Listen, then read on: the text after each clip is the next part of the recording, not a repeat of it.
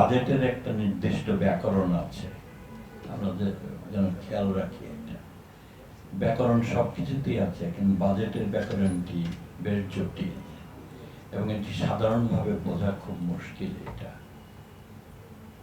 কেউ অন্যভাবে নেবেন না। এটা ফাইন্যান্স ডিপার্টমেন্ট, বিশেষ করে এনবিআর, এই ব্যাকরণটা তারা কোনো না কোনোভাবে রপ্ত করেন এবং সেই জন্য ওর গলি ঘুরছি বোঝাটা সাধারণের জন্য অত সহজ হয় না। তার মানে এই না যে এটা নিয়ে আর আমরা কোনো কথা বলবো না। আমরা যেটুকু বুঝি উপরে, যারা গল্প লেখেন, ছোট গল্প লেখেন বা উপন্যাস লেখেন, তারা কি ব্যাকরণ ধরে বসেন নাকি একটা গল্পকে এগিয়ে নিয়ে যান? তা আমরা এরকম একটা গল্পকে এগিয়ে নিয়ে যাওয়ার জন্য আজকে এখানে বলছি, এবং সেই গল্পটা হলো বাজেট গল্প আর কি। ব্যাকরণ ভেতরে ঢুকলে একটু মুশকিল। কেন ব্যাকরণটা গুরুত্বপূর্ণ?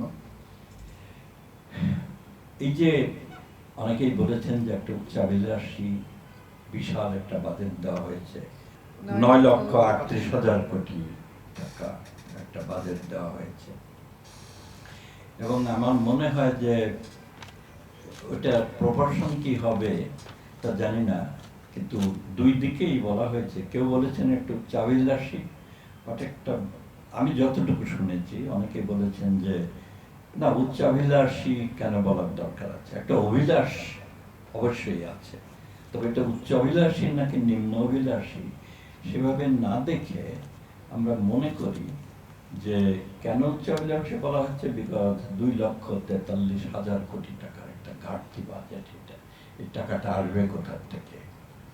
আমরা যারা পরিবার চালাই, পকেটে ইনকাম এক্সপেন্ডিচারে খরচ করি, তা তো সারাদিনই এই বাজেটের আলোচনাটা বুঝি যে ঘাটতির অর্থটা কি, ঘাটতির সংস্থান কোথার থেকে হয়। কাজে স্বাভাবিকভাবে এই প্রশ্নটা এসছে।